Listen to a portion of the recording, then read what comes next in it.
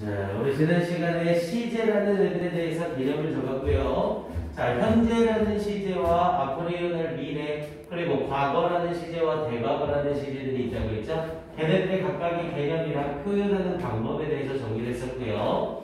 자, 우리 교재 2강에서는 12시제라는 걸 배울 건데요. 영어에서 시제를 담당하는 부분은 전부 다 당연히 누가 담당을 해요? 동사라는 애들이 담당을 하죠. 이 동사라는 애들을 어떻게 표현하느냐에 따라서 12가지의 시제가 나온다라는 거였었고요.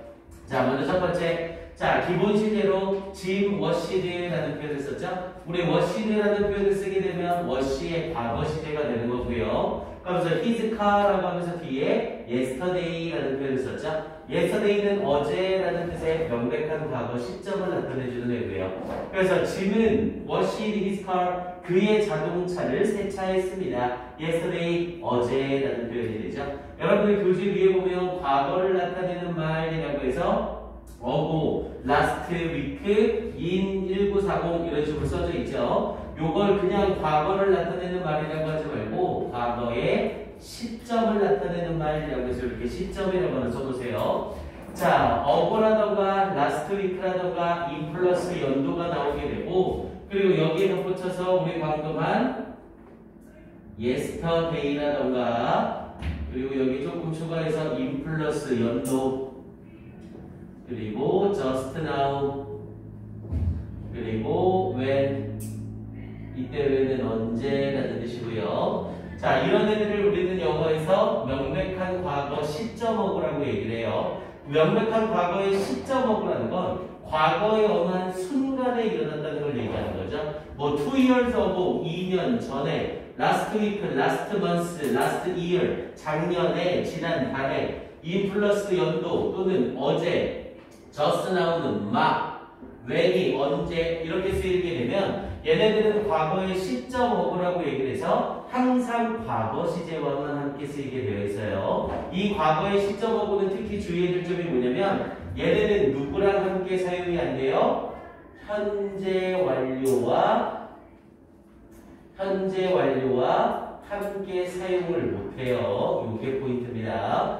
우리 현재 완료라는 시제는 과거부터 현재까지의 개념이라고 했죠. 그러다 보니까 현재 완료는 완료라는 개념으로 시점이 아니라 기간의 개념을 가지거든요. 그래서 이 명백한 과거를 나타내는 어구는 현재 완료라는 시제와 같이 쓸 수가 없어요. 이게 시험에 나오는 출제 포인트입니다. 그래서 이렇게 과거의 시점을 나타내는 단어들이 나오면 항상 과거 시제를 써야 된다. 이렇게 정리를 하시고요.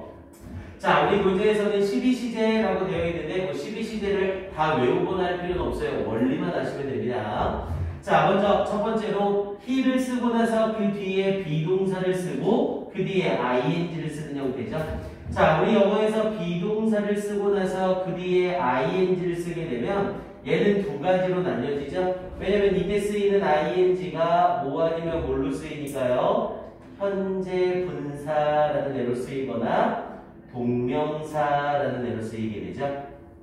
만약 비동사 뒤에 쓰이는 ing가 현재 분사라면 영어에서 비동사 플러스 현재 분사를 우리는 뭐라고 불렀고요? 진행형이라고 불렀고요. 비동사 플러스 동명사를 썼대요. 우리 영어에서 동명사는 동사를 명사로 바꾼 거잖아요. 그래서 동명사는 명사하고 똑같은 취급을 받거든요. 그럼 비동사 뒤에 명사를 쓴 거니까 얘는 그대로 주격 보어가 되겠죠. 영어에서 주격 보어 자리에 명사를 쓰게 되면 뭐와 뭐가 일치돼요? 주어와 주격 보어라는 명사가 완전 일치됩니다. 그래서 만약 비동사 뒤에 ing가 현재 분사라면 얘는 해석할 때 뭐뭐 하는 중이다 라고 해석이 들어가고요. 만약 비동사 뒤에 ing가 동명사라면 얘는 해석할 때 주어는 동사하는 것이다. 이렇게 해석이 들어갑니다. 그래서 일단 앞에 나와 있는 주어가 사물이다. 앞에 나와 있는 주어가 사물이면서 사물 뒤에 비동사 플러스 ing를 쓰고 있으면 이때 ing는 100% 동명사로 취급이 돼서 주어는 동사하는 것이다. 이렇게 연결이 돼요. 예를 들면 뭐 이런 식이겠죠. My hobby is collecting books. 자, 이런 표현을 쓰게 되면 문장의 주어가 my hobby죠. 나의 취미. 우리 취미는 사물이야, 생물이야? 취미는 사물이에요, 생물이에요? 당연히 사물이죠. 그럼 주어가 사물로 나오면서 비동사 뒤에 ing를 썼네요. 그럼 얘는 100% 동명사가 되는 거죠. 그럼 해석할 때 주어는 동사하는 것이다. 그럼 내 취미는 모으는 것이다. 책을 이렇게 연결되는 거고요. 만약 문장의 주어가 생물이 나오면서 생물 뒤에 비동사 플러스 ing를 쓰게 되면 이때 쓰이는 ing는 현재 분사 ing가 돼요. 그럼 현재 분사가 비동사 뒤에 나왔으니까 진행형이 되는 거죠. 그럼 주어는 동사하는 중이다라는 형태를 쓰게 되는 거고요. 자, 이때 영어에서 사용되는 진행형은 비동사 플러스 ing의 형태를 쓰는 거고요. 영어에서 사용되는 진행형의 시제는 비동사가 담당을 하는 거예요. 뒤에 ing는 변화가 없이 그대로 유지가 되고 시제를 바꾸고 싶을 때 누구만 바꾸면 된다? 비동사의 시제만 바꾸면 돼요. 그럼 비동사를 MRE로 쓰게 되면 이건 비동사의 무슨 시제를 쓴 거예요? 현재 시제. 그래서 MREs ing가 나오면 현재 진행형이라고 하는 거고, 그럼 비동사를 was나 were로 쓰게 되면 이건 비동사를 과거 시제로 쓴 거잖아요. 그럼 이건 과거 진행형이 되는 거고요. 그럼 이번에 비동사를 선생님이 will be로 쓰겠대요. 그럼 will be ing는 뭐가 되는 거고요? 미래 진행형이 되는 거고요.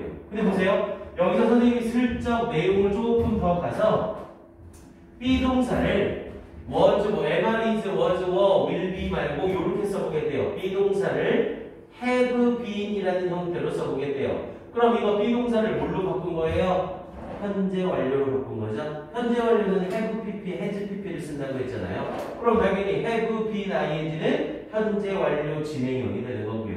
그럼 여기서 have been을 뭘로도 바꾸면 had been으로 바꾸게 되면 had been은 비동사를 과거 완료로 표현한 거잖아요. had pp로. 그럼 had been ing는 과거 완료 진행형이 되는 거죠. 됐습니까? 진행형이라는 시제는 외울 필요가 있어 없어? 없어요. 그냥 비동사의 시제만 현재, 과거, 미래, 현재 완료, 과거 완료로 바꾸면 진행형이 끝나는 겁니다. 여기에 하나만 더 하면 시제 끝나요.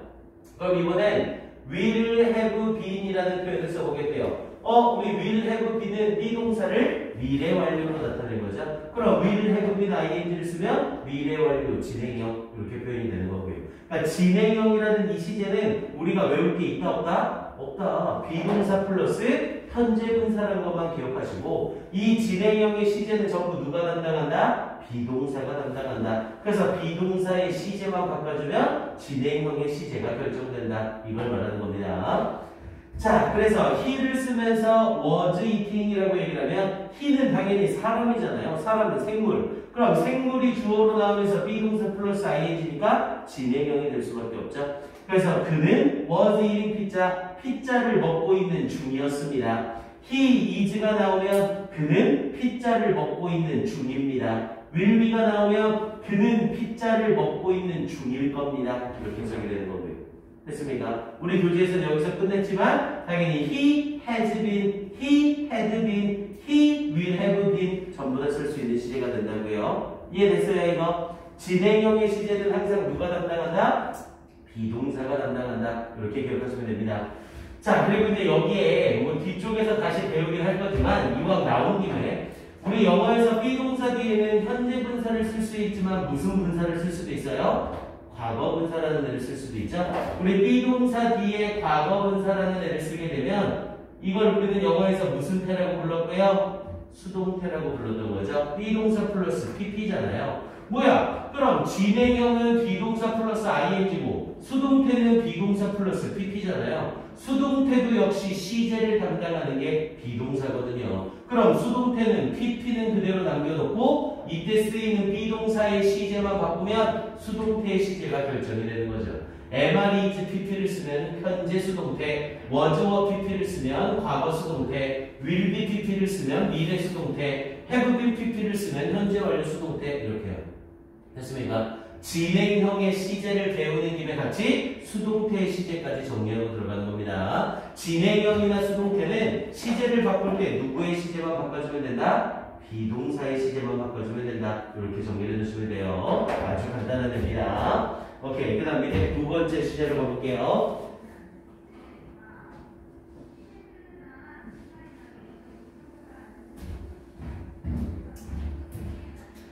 자, 두 번째 시제에서는 자, the bag이라고 얘기를 하면서 자, that bag, 그 가방은 belongs to me 라는 표현을 썼죠. 우리 belong to 라는 표현을 쓰게 되면 뭐뭐에 속하다 라는 뜻과 어디 소속이다 라는 뜻이 있어요. 그래서 그 가방은 나에게 속한다 라는 표현으로 밑에 나와있죠. 영어에서 소유를 나타내는 표현으로 belong to나 like나 have와 같은 표현이 나오게 되거나 know라는 의미로 우리 know는 알고 있다라는 인식의 동사라고 하죠. 얘네들이 나오게 될 경우에는 진행형을 쓰지 않는다. 이렇게만 기억하시면 돼요. 고등학교 때 진행형을 쓸 수 없는 동사가 시험에 나온 경우는 단 한 번도 없습니다. 그래서 이런 애들 진행형을 못 만드는 애들이 몇 개 있구나 정도로만 넘어가시면 돼요. 이건 뭐 굳이 시간 쓰기가 아깝습니다. 대신 belong to를 써서 저 가방은 belong to me, 나에게 속한다 라는 말이니까 결국 저 가방은 누구 거다?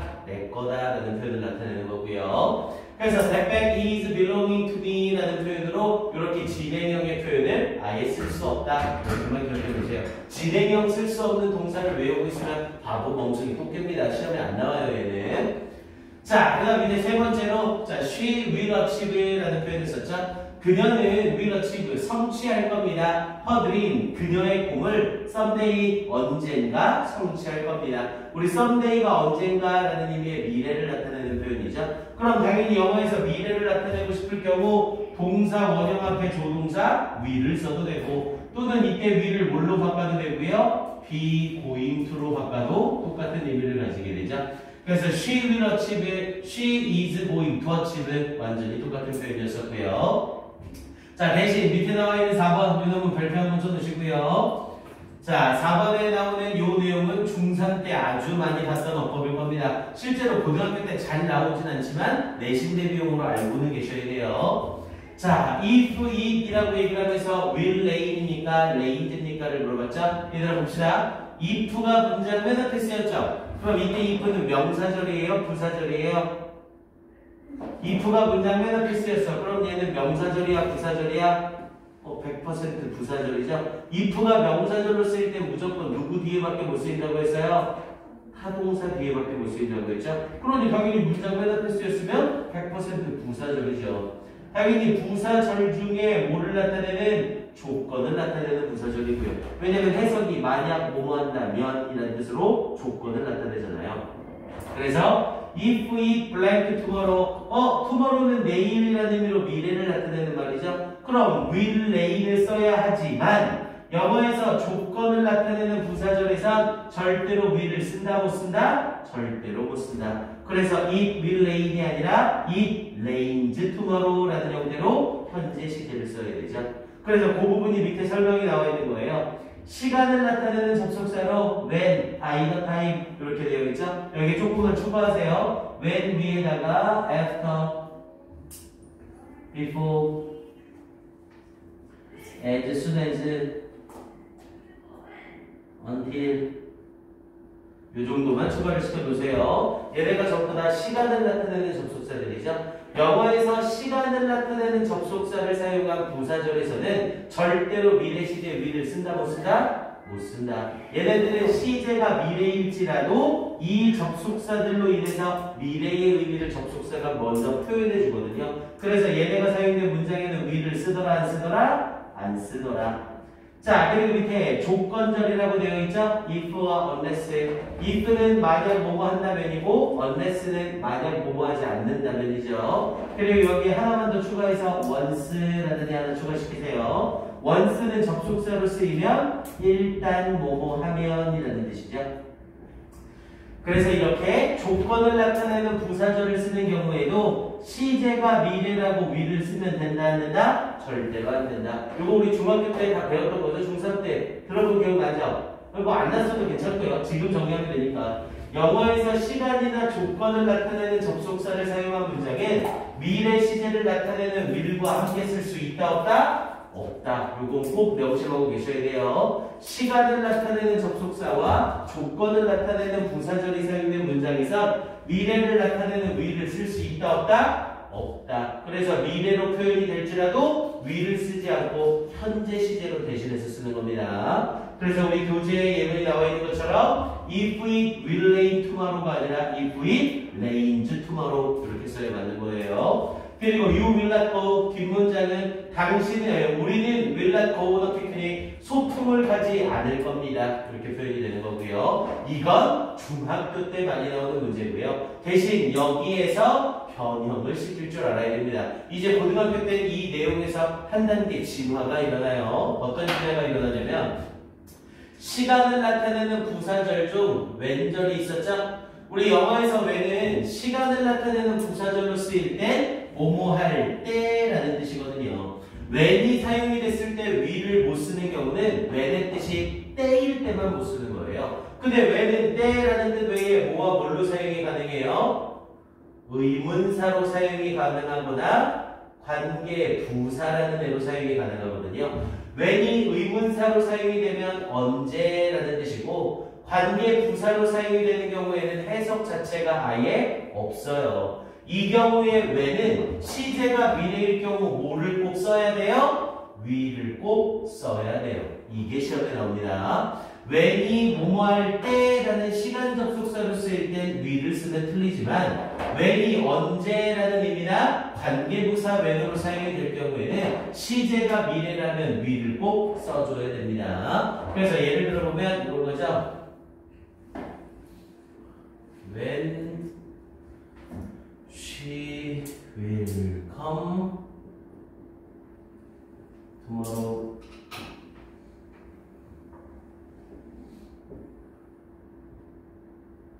is not, none. 이렇게 해봅시다. 간단하게. 자, 이렇게 문장을 썼다고 해볼게요. 자, 지금 일단 이 문장 분석을 해봤더니 이 문장에는 is가 동사고 앞에 있는 when절이 문장에 뭘로 쓰이는 거예요? 주어로 쓰이고 있는 거죠. 우리 지금 선생님은 예문을 쓸 때 일부러 비슷한 예문을 조금 많이 반복해서 씁니다. 그래야 여러분들이 익숙해지기가 편하거든요. 지금 이 문장에 위 앞에 있는 when절이 주어고 is가 동사죠. 이거 눈에 보여요? 얘가 주어고 얘가 동사잖아요. 그러면은 여기선 문장의 주어의 역할을 하는 의문문을 쓰는 거네요. 의문문이 문장 속에서 주어 역할을 하니까 무슨 의문문을 써야 되고요? 의문문이 문장 속에서 주어의 역할을 할 때 무슨 의문문 쓰기로 했어요? 우리 간접 의문문 쓰기로 했죠? 영어에서 간접 의문문의 어순은 어떻게 되고요? 의, 주, 동의 어순이 되고요.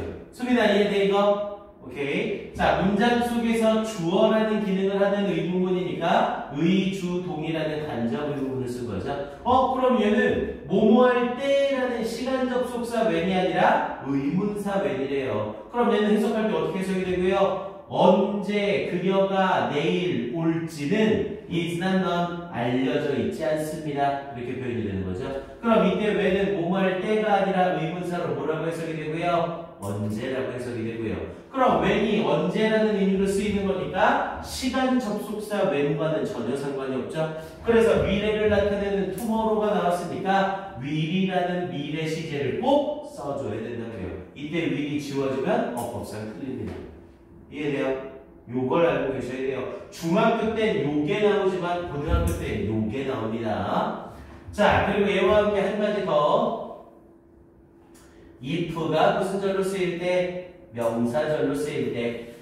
당연히 if가 조건절로 쓰여서 will과 함께 못 쓰는 경우는 부사절 if인 경우죠. 당연히 if가 명사절로 쓰이게 되면 저 if절에 will을 못 쓴다는 어법 역시 그대로 지워지는 겁니다. if가 명사절로 쓰이게 되면 당연히 시제가 필요할 경우 will을 써야 돼요. 당연히 if가 명사절로 쓰일 때 뭐뭐인지 아닌지 뭐뭐 하는지 하지 않는지라는 형태로 해석이 되고요. 예를 들면 이렇게 가겠죠. I don't know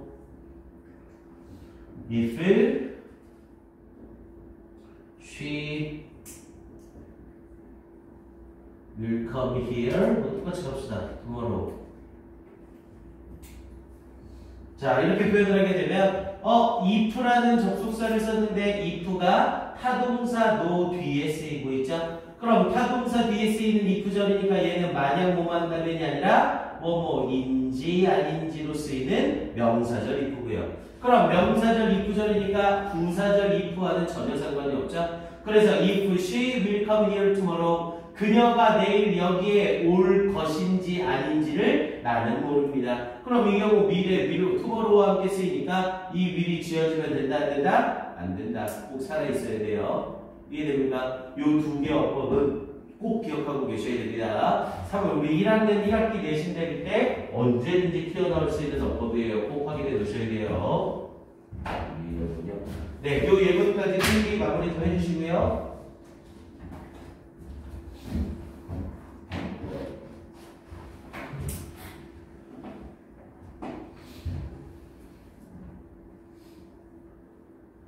여기에 별표를 쳤지만 요게 중요한 게 아니라 조게 중요하다고 했습니다. when이 의문사나 관계부사로 쓰일 때 if가 명사절을 이끌 때에는 시제가 will이라면 will을 꼭 써야 된다. 이걸 놓치면 안 돼요.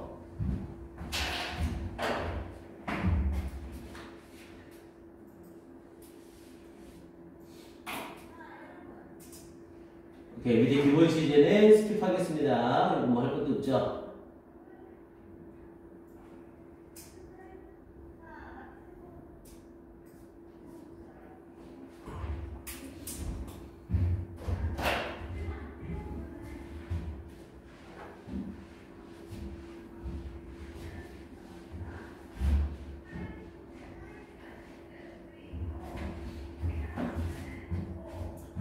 자, 그럼 이제 다음 시제로 완료라는 시제요. 우리 완료라는 시제는 선생님이 개념이 두 개라고 했죠?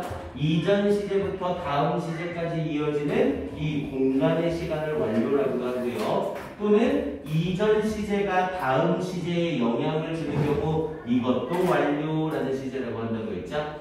그래서 우리 교재에서는 she has just finished 라는 표현을 써서 have 플러스 pp를 썼네요. have 플러스 pp를 영어에서는 현재 완료라고 부르고 과거서부터 현재까지의 기간 그리고 과거의 일이 현재에 영향을 미치고 있을 때 현재 완료라는 애를 쓰는 거였죠. 우리 영어에서 현재 완료라는 애는 해석이 될 때 여러 가지로 동작의 완료를 나타내거나 현재까지의 계속을 나타내거나 현재까지의 경험을 나타내거나 현재까지의 현재까지의 영향을 미친 결과를 나타내거나 영어에서 현재 완료는 이렇게 네 가지로 해석이 되죠.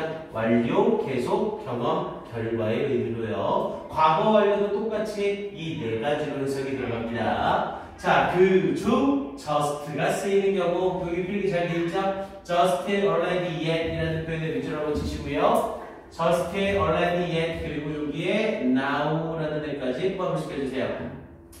그래서 have pp나 has pp를 썼는데 just, already, yet, now와 같은 표현이 같이 쓰이고 있으면 얘는 현재 완료의 완료라고 부르죠. 막 뭐뭐 했다. 그리고 또는 이미 뭐뭐 했다. 아직 뭐뭐하지 않았다라는 의미로 어떤 과거에 시작된 일이 현재 상황에 끝났는지 끝나지 않았는지를 표현하는 표현이에요. 그래서 이 문장도 she had just finished her homework라고 얘기했죠. 자, 그녀는 그의 숙제를 막 끝마쳤습니다. 그럼 그녀가 그녀의 숙제를 시작한 건 언제고요? 시작한 건 과거고요. 지금 이 순간 그 숙제는 어떻게 된 거고요? 완전히 완료가 됐다는 거죠. 이해됩니까? 시작한 건 과거고 지금 순간에 완료가 됐다. 근데 실제 완료라는 이 시제는 이걸 꼭 기억하셔야 돼요. 영어에서 완료라는 시제와 과거라는 시제의 가장 큰 차이점은요. 딱 요걸로 하나를 기억해 두시면 돼요. He lived here 이라는 요 문장이랑 He has lived here 이라는 요 문장이랑 요 두 문장의 차이점을 알고 계시면 됩니다. 자, he lived here 이라고 하면 그는 여기에 살았었다로 과거 시제죠. 영어에서 단순 과거 시제를 쓰게 되면 얘는 뭐에 대한 정보는 없어요? 다른 시제에 대한 정보는 전혀 없어요. 단순 과거 시제를 쓰게 되면 과거 이 한 시점에 대한 얘기만 하는 거죠. 그는 여기에 살았었다. 야, 지금 이 사람은 그럼 지금은 어디에 살고 있어요? 지금 이 사람이 살고 있는 곳은 어디예요? 몰라요. 지금 여전히 여기에 살고 있는지 딴 데로 이사를 간 건지 우리가 알 수가 없습니다. He lived here이라는 이 문장은 그가 여기에 과거에 살았었다라는 정보만 줄 뿐 지금은 어디에 살고 있는지에 대한 정보가 전혀 없다고 해요. 근데 밑에 문장으로 He has lived here이라는 표현을 쓰게 되면 그는 여기에서 살아오고 있습니다 라는 표현이 돼서 여기에 살기 시작한 건 과거고 지금도 어디에 살고 있다는 소리? 여기에 살고 있다는 소리인 거예요. 즉 과거는 과거의 순간적인 부분에 대한 얘기만 하는 거고 현재 완료는 과거에 이어서 지금에까지 영향을 주는 거라고요. 그래서 he has lived here를 쓰게 되면 이 사람은 지금 어디에 있다는 거예요? 여기에 그대로 살고 있다라는 의미를 이렇게 주는 거라고요. 이해됩니까? 이게 완료라는 시제와 과거라는 시제의 차이점이에요. 요거만 알고 있으면 문제화 될 때 전혀 걱정할 게 없습니다. 자, 그냥 1번에서는 자, I have lived라고 하면서 나는 살아오고 있습니다. 이 안양에 for 3 years라고 했죠? 3년 동안. 자, 우리 영어에서 계속의 의미를 나타내는 애로 많이 쓰이는 애는 since와 for라는 애였었죠. since와 for를 쓰게 되면 뭐뭐 동안 또는 뭐뭐 이후로라는 뜻으로 기간을 나타내요. 그래서 for 3 years라고 하면 3년 전부터 지금까지 안양에 살고 있습니다. 이런 의미를 가지는 거고요. 자, 그런데 요거 하나 좀 주의합시다. 이거 좀 어려운 애인데요. 우리 팔품사 지난 시간에 정리할 때 while이라는 애와 for라는 애와 during이라는 애 요거 우리 구별했었죠. 얘네들은 전부 동안이라는 의미로 사용이 됐고 일단 얘네는 둘로 구별하기는 쉬워요. while과 for, during으로 구별하는 방법은 간단하죠. 얘네들을 구별하는 방법은 앞에 있는 while은 품사가 뭐고요? 얘의 품사는 접속사. 밑에 있는 이 두 놈의 품사는 전치사라는 품사가 있었죠. 영어에서 접속사를 쓰게 되면 접속사 뒤에는 무조건 뭐가 나와야 돼요? 주어 동사가 나와야 되고요. 그에 반해서 전치사 뒤에는 절대로 주어 동사를 쓰면 돼야 안 돼요? 절대로 안 되죠. 일단 while입니까? for, during입니까를 물어보는 문제는 뒤에 주어 동사가 있느냐, 주어 동사가 없느냐로 구별을 하시면 돼요. 그럼 일단 이 두 개, while입니까? for입니까? while입니까? during입니까? 이렇게 물어보는 문제는 바로 해결이 되고요. 자, 근데 이제 문제는 요 놈이에요. for입니까? during입니까? 이걸 물어볼 때입니다. 우리 중학교 때 대부분 선생님들이 뒤에 숫자가 나오면 for, 뒤에 숫자가 안 나오면 during이라고 말도 안 되게 가르쳐 줬을 거예요. for와 during의 차이는 뒤에 숫자가 있냐 없냐가 아닙니다. 영어에서 for를 써서 동안이라는 표현을 할 때에는 물어보는 내용을 여러분들이 파악을 하셔야 돼요. for를 써서 동안이라는 표현을 쓰는 경우는 앞에 질문자의 의도가 how long이라고 물어보는 경우예요. 얼마나 오랫동안 뭘 했습니까? for 기간 이만큼 했습니다. 이렇게 얘기하는 거고요. during을 써서 뭐뭐하는 동안이라는 표현을 쓸 때에는 질문자의 의도가 when이에요. 언제 했습니까? 라고 했을 때 during 기간, during 동안 했습니다. 이렇게 얘기를 하는 거죠. 예를 들면 이렇게요. 자, how long do you study English? 라는 표현을 쓰는 거예요. 대부분 how long 쓰면 how long have you studied English? 이렇게 표현을 하겠죠. 당신은 얼마나 오랜 시간 동안 영어를 공부했나요? 라고 했을 때 for vacation, 방학 동안 했습니다. 이렇게 표현을 하는 거고요. 만약 질문자가 when do you study English? 라고 얘기를 해서 당신은 언제 영어를 공부했습니까? 라고 하면 during vacation 이라고 얘기를 하는 거고요. 이해됩니까? 당신은 얼마나 오랜 기간 영어를 공부했나요? 그러면 for vacation. 당신은 언제 영어를 공부했나요? 라고 하면 during vacation 이렇게 대답하는 거라고요. 됐습니까? 이 차이점을 알고 계셔야 돼요. for는 뭐에 대한 대답? how long에 대한 대답. during은 뭐에 대한 대답? when에 대한 대답. 이 개념을 딱 잡아놓으세요. 오케이, 이렇게 정리해보고요. 자, 밑으로 내려가 봅니다. 자, 밑에 2번에서는 자, have you ever met? 라는 표현이 있었죠. 우리 영어에서 의문문으로 have ever pp가 나오게 되면 이건 과거의 경험을 물어보는 표현이었었죠. 그래서 have ever pp를 써서 뭐뭐 해본 적 있습니까? 라고 물어보는 표현이었고요. 그래서 영어에서 현재 완료와 함께 뭐가 사용이 될 경우에 ever라는 표현이나 never라는 표현이나 또는 얘네와 함께 빈도를 나타내는 표현이나 또는 횟수를 나타내는 표현이 함께 나오게 되면 항상 경험을 물어보는 표현이 되는 거였었죠. 빈도라고 얘기를 하면 여러 번, 자주 이런 식의 표현이 될 거고 횟수라고 얘기를 하면 한 번, 두 번, 세 번, 네 번 이걸 나타내게 되겠죠. 그래서 have you ever met 당신은 만난 적이 있습니까? me 나를 before 전에 만난 적이 있습니까?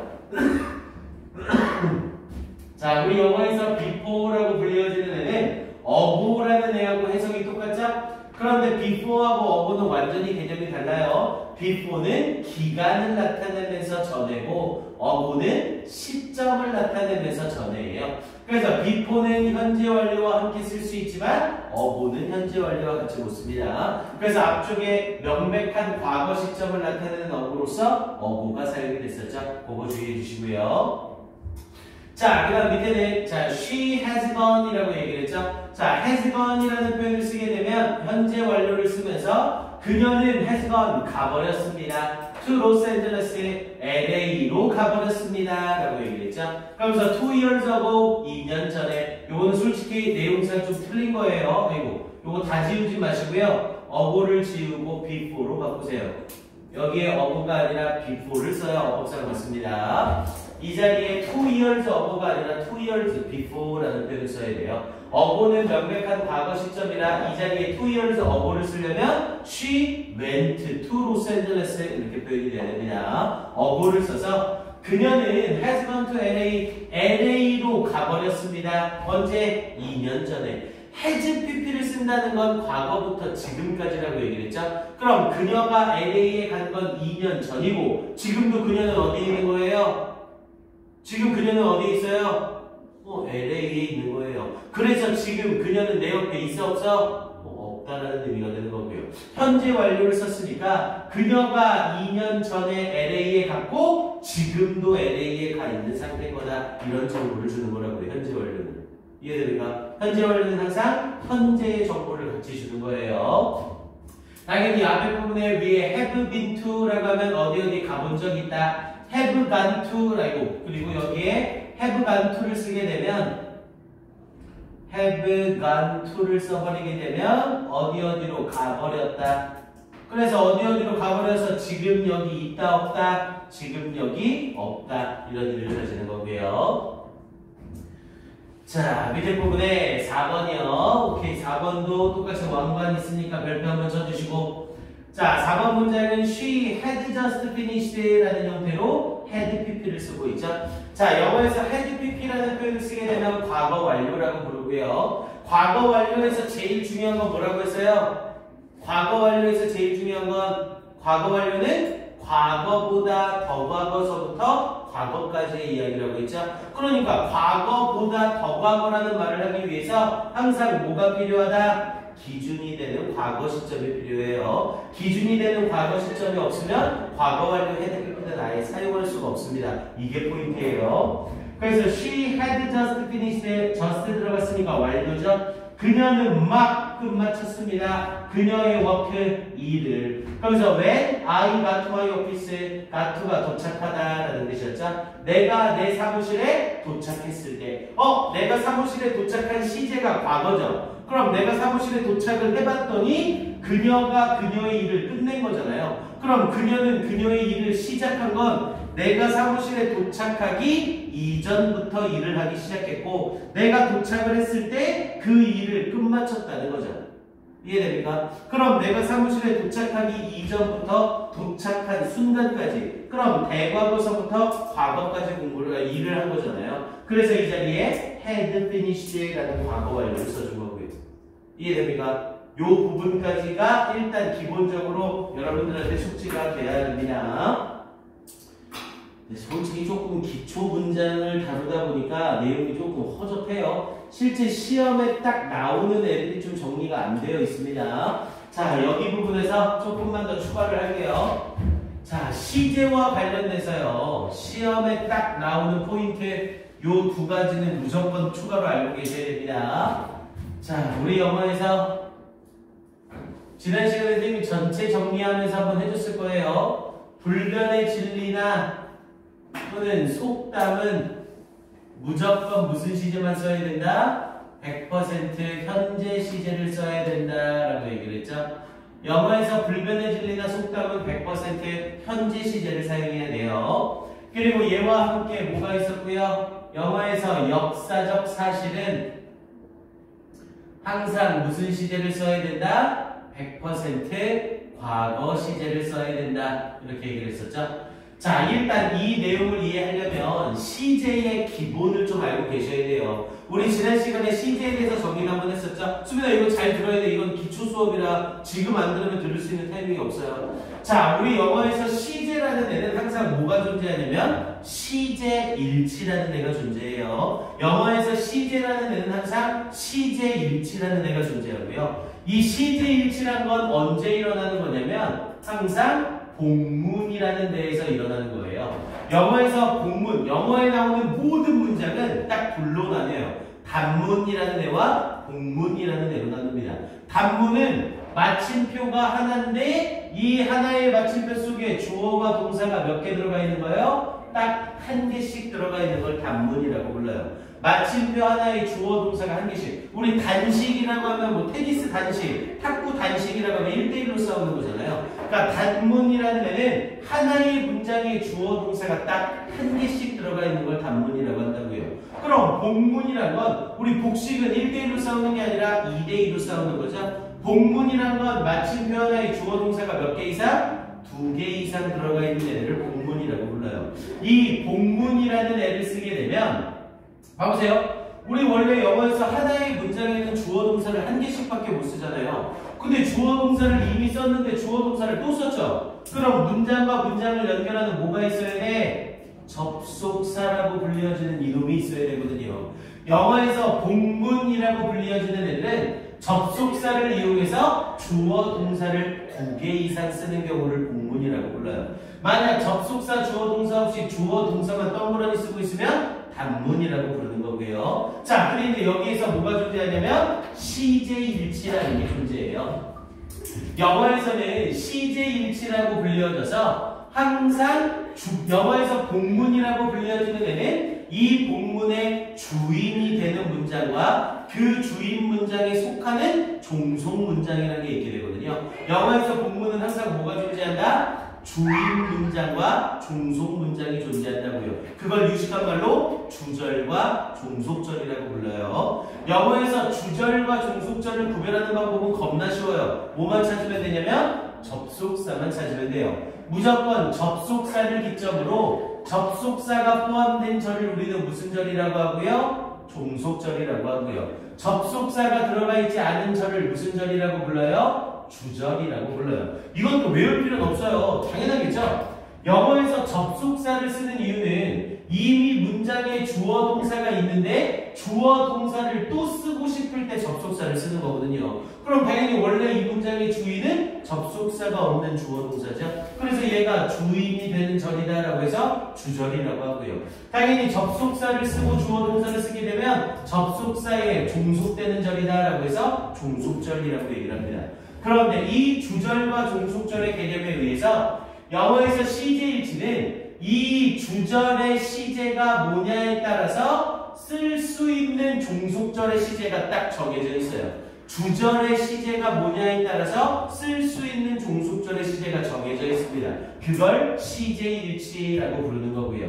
이걸 시제일치라고 불러요. 시제일치는 복문에서 일어나는 일이고요. 주절의 시제에 따라 사용할 수 있는 종속절의 시제가 정해져 있다는 거예요. 그래서 만약 주절의 시제가 현재다. 그럼 이 경우 사용할 수 있는 종속절의 시제는 현재, 과거, 미래, 현재 완료, 미래 완료를 사용할 수 있어요. 누구 빼고 다 쓸 수 있는 거예요? 과거 완료 빼고 다 쓸 수 있어요. 주절의 시제가 현재일 때 종속절의 과거 완료를 뺀 나머지 시제를 전부 다 쓸 수 있습니다. 당연하겠죠? 과거 완료는 기준이 되는 과거 시점이 있어야 쓸 수 있는데 얘는 현재밖에 없으니까 과거 완료를 쓸 수가 없어요. 그에 반해서 주절의 시제가 과거로 나오게 되면 종속절의 시제는 과거나 과거 완료밖에 못 써요. 주절의 시제가 과거일 때 종속절의 시제를 과거나 과거 완료밖에 못 쓰면 당연하겠죠. 앞에 있는 주절이 과거에 일어난 일인데 뒤에 있는 종속절이 현재 상황을 얘기할 수는 없거든요. 예를 들어서 he told 그는 말했습니다. he tells 그래 he told 합시다. 그는 말했습니다. that he loves her